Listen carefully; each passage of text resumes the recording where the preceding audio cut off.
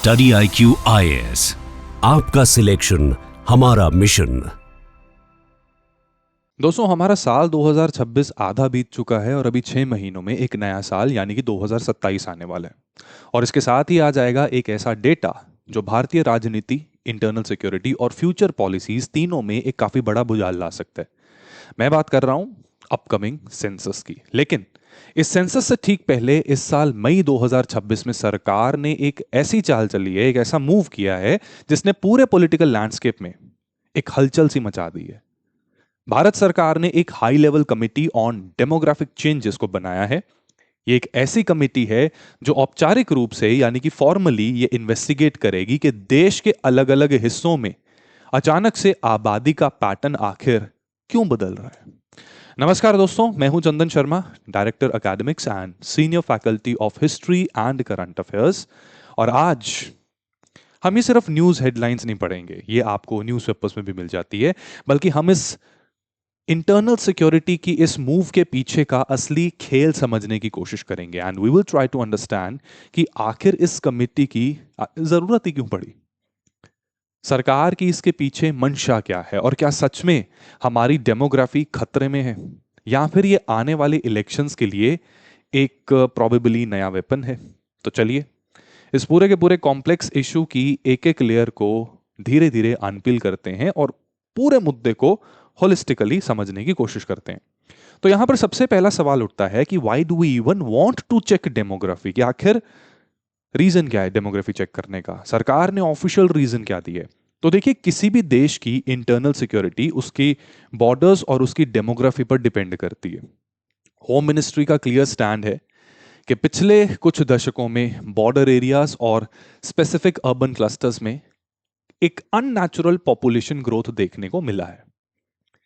ये growth natural birth rate या death rate के स्टैटिस्टिक्स से मैच नहीं कर रहा, और गवर्नमेंट का कहना है कि ये एबनॉर्मल डेमोग्राफिक शिफ्ट्स यूं ही हवा में नहीं हुए। अकॉर्डिंग टू द गवर्नमेंट, सरकार के अकॉर्डिंग, इसके पीछे एक coordinated illegal immigration, organise settlement patterns और इरेगुलर माइग्रेशन का हाथ है। जब हजारों लोग इलीगली बॉर्डर क्रॉस करके किसी डिस्ट्रिक्ट में बस जाते हैं तो वहां का सोशियो इकोनॉमिक बैलेंस बिगड़ना शुरू हो जाता है। लोकल रिसोर्सेस जैसे कि जमीन, पानी और जॉब्स, इन सब के ऊपर प्रेशर आना स्टार्ट हो जाता है। और जो वहां के रहने वाले मूल निवासी हैं यानी कि इंडिजिनस पॉपुलेशन, वो अपने ही घर में एक माइनॉरिटी बन जाते हैं। अगर आपको याद हो तो अगस्त 2025 में प्राइम मिनिस्टर श्री नरेंद्र मोदी जी ने लाल किले से अपनी इंडिपेंडेंस डे स्पीच में एक हाई पावर डेमोग्राफी मिशन का जिक्र किया था। अब जो भी कमिटी बनी है, ये उसी प्रॉमिस का एक ग्राउंड एग्जीक्यूशन है।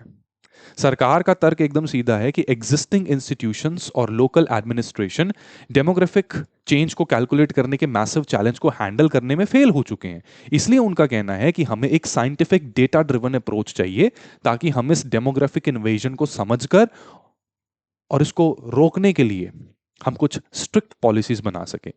और ये सिर्फ एक सर्वे नहीं है, ये नेशनल सिक्योरिटी का एक मुद्दा है एज पर दी गवर्नमेंट्स स्टेटमेंट। तो अब हम आते हैं सबसे कंट्रोवर्शियल पार्ट पर related to this particular committee. सरकार द्वारा बनाई गई कमिटीज अनबायस्ड होनी चाहिए। You people agree? कोई भी कमिटी कितनी न्यूट्रल है ये किस बात पर डिपेंड करता है कि उसको लीड कौन कर रहा है। तो आपको पता है इस हाई लेवल पैनल के जो चेयरपर्सन बनाए गए हैं वो हैं जस्टिस प्रकाश प्रभाकर नावलेकर।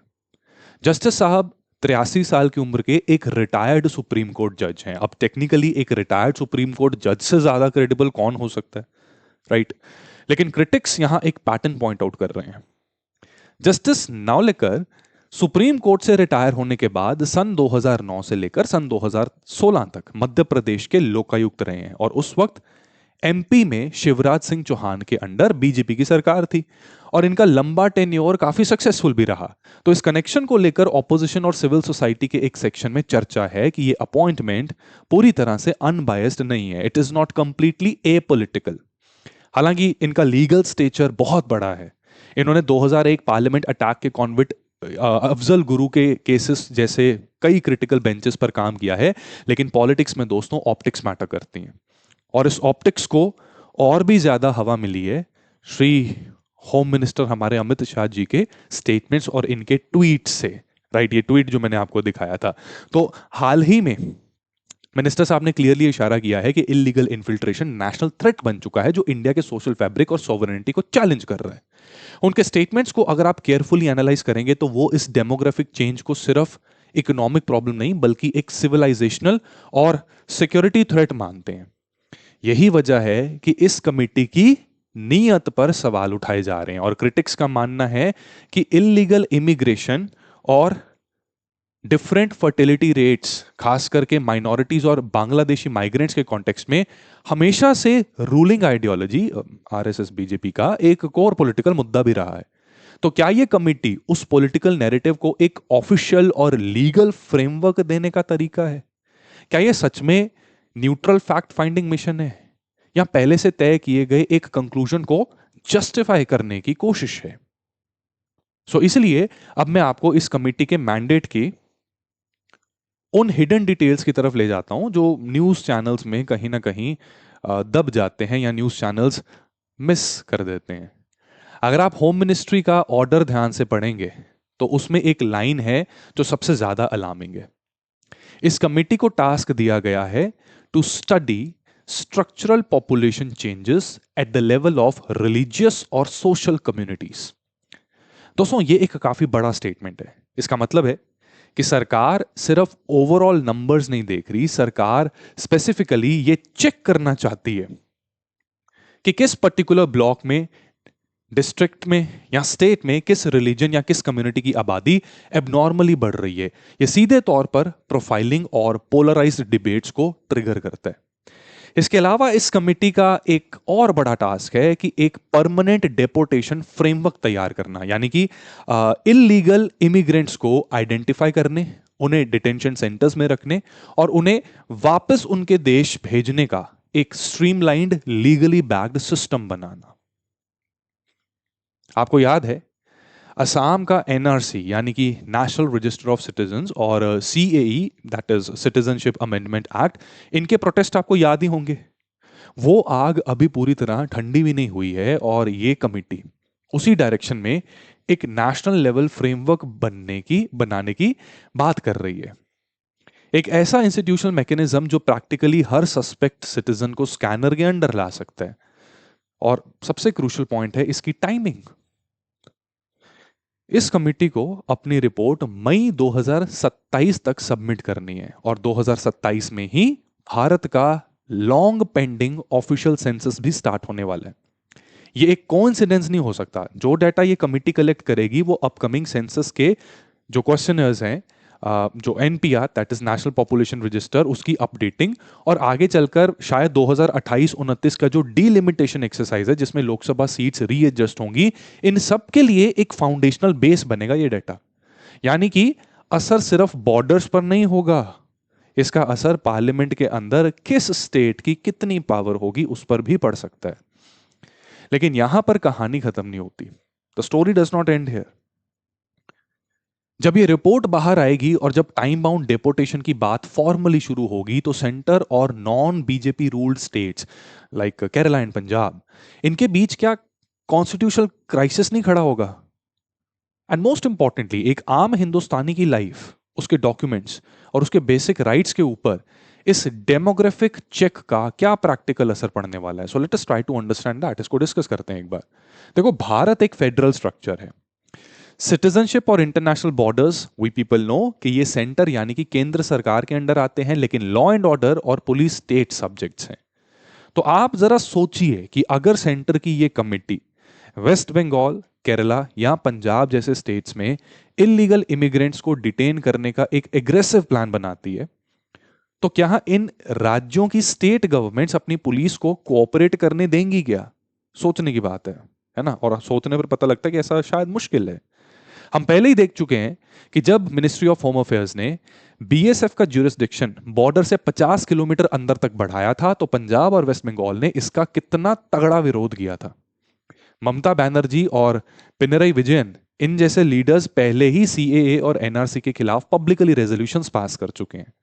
अगर कल को केंद्र सरकार एक नया कानून लेकर आती है, पार्लियामेंट एक नया कानून लाती है जो इस डेमोग्राफिक रिपोर्ट पर बेस्ड हो, तो सेंटर और इन ऑपोजिशन रूल्ड स्टेट्स के बीच एक बहुत बड़ा कॉन्स्टिट्यूशनल शोडाउन होना 100% तय है। स्टेट्स कह सकते हैं कि हम सेंसस या एनपीआर का डेटा कलेक्ट करने में केंद्र की सपोर्ट नहीं करेंगे, इससे देश का एडमिनिस्ट्रेटिव मशीनरी पूरी तरह पैरालाइज भी हो सकता है। इसमें एक और इंटरनल सिक्योरिटी एंगल भी है।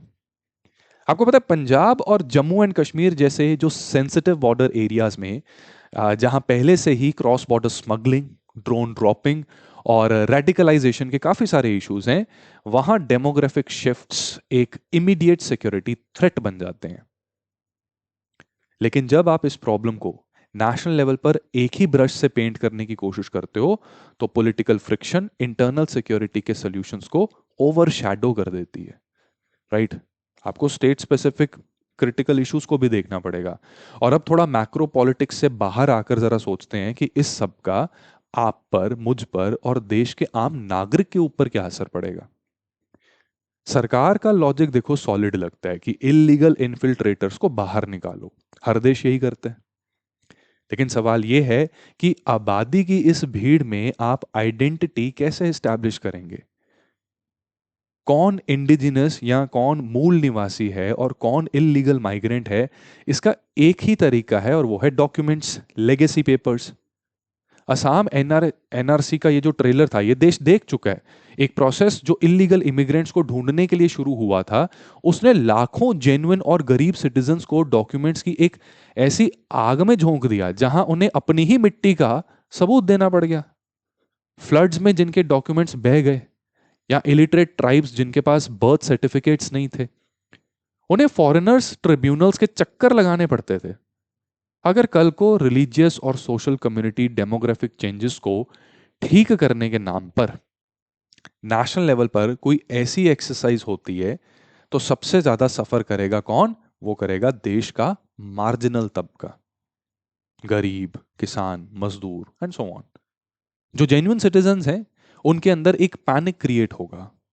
क्या सरकारी बाबुओं के हाथ में इतनी पावर देना सेफ है कि वो किसी की भी सिटीजनशिप पर सवाल उठा सकें?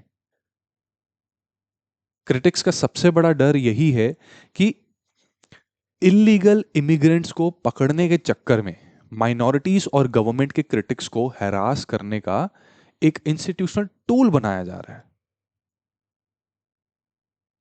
अब असली खेल है ना, जो यहां पर मौजूद है, वो है डेट्स का।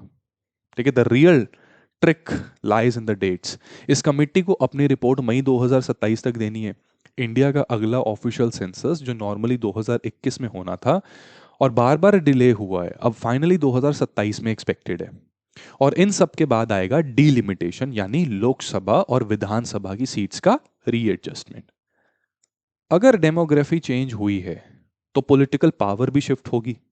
सरकार इस कमिटी के डेटा को यूज करके कुछ स्पेसिफिक लेजिस्लेटिव चेंजेस ला सकती है, वो भी सेंसस से ठीक पहले। और इस पूरे प्रोसेस में हो सकता है इस रिपोर्ट के बेसिस पर सरकार ये आर्गुमेंट दे कि डेमोग्राफिक इन्वेजन की वजह से कुछ स्टेट्स की पॉपुलेशन आर्टिफिशियली इन्फ्लेट हुई है, इसलिए डीलिमिटेशन में उन्हें डिस्प्रोपोर्शनेट फायदा नहीं मिलना चाहिए। कि साउथ इंडियन स्टेट्स के उस डर को भी एड्रेस करने का एक तरीका हो सकता है कि नॉर्थ या बॉर्डर स्टेट्स की आबादी बढ़ रही है, तो उन्हें ज्यादा पॉलिटिकल पावर आखिर क्यों मिले? तो एक तीर से दो निशाने लगाने की कोशिश हो रही है। At the end of the day दोस्तों, ये मुद्दा सिर्फ डेमोग्राफिक स्टैटिस्टिक्स का नहीं, ये आइडेंटिटी, पावर और नैरेटिव का मुद्दा है। एक तरफ ये बात 100% सच है कि कई बॉर्डर डिस्ट्रिक्ट्स में ऑर्गेनाइज्ड इलीगल माइग्रेशन ने इंटरनल सिक्योरिटी और लोकल रिसोर्सेज के लिए एक भयंकर संकट, एक बहुत भयंकर क्राइसिस खड़ा कर दिया है। एक सॉवरेन स्टेट अपनी बॉर्डर्स को ओपन नहीं छोड़ सकता, ये आप और हम दोनों जानते हैं। लेकिन दूसरी तरफ ये डर भी उतना उतना रियल एक और डर है कि इस डेमोग्राफिक स्टडी का पॉलिटिकल वेपनाइजेशन हो सकता है। जस्टिस नावलेकर की इस कमिटी की रिपोर्ट आने वाले कई दशकों की भारतीय पॉलिटिक्स का एक ब्लूप्रिंट तय करेगी। और इस पूरे के पूरे मामले में आपका क्या सोचना है? कि आपको लगता है कि ये डेमोग्राफिक कमिटी देश की सिक्योरिटी और रिसोर्सेज को बचाने के लिए एक मास्टर स्ट्रोक है, या फिर 2027 सेंसस और आगे के इलेक्शंस के लिए सेट किया गया एक पॉलिटिकल ट्रैप? नीचे कमेंट्स में सूझबूझ के साथ रिस्पेक्टफुली अपनी राय जरूर शेयर करें। हमें एक हेल्दी लॉजिकल डिबेट करनी है दोस्तों। अगर आपको ये एनालिसिस पसंद आया हो तो इस वीडियो को लाइक जरूर करें, और यूपीएससी, स्टेट पीसीएस या जियो पॉलिटिक्स को डेप्थ में समझने के लिए स्टडी IQ IAS के यूट्यूब चैनल को भी जरूर सब्सक्राइब कीजिए। और हाँ, अगर आप यूपीएससी या स्टेट पीसीएस एग्जाम्स की तैयारी कर रहे हैं तो वहां ऐसे ऑनगोइंग सोशो पॉलिटिकल और गवर्नेंस से जुड़े हुए क्रिटिकल एनालिसिस मेंस यानी कि मुख्य परीक्षा में बहुत काम आते हैं। अगर आप एक सीरियस प्रिपरेशन करना चाहते हैं तो स्टडी IQ के स्मार्ट P2I बैच में एडमिशन ले सकते हैं। अभी इन बैचेस पर आपको 50% एक्स्ट्रा डिस्काउंट मिल रहा है, जो कि सिर्फ 31 मई तक ही वैलिड है। कोर्सेज के लिंक आपको डिस्क्रिप्शन में मिल जाएंगे, और अगर आपको फर्दर जानकारी चाहिए तो आप कॉल कीजिए 9240231046। मैं हूं चंदन शर्मा, मिलता हूं आपसे अगले वीडियो में एक नए मुद्दे और एक डीपली रिसर्च्ड एनालिसिस के साथ। तब तक के लिए पढ़ते रहिए और सवाल पूछते रहिए। जय हिंद। स्टडी IQ IAS, आपका सिलेक्शन हमारा मिशन।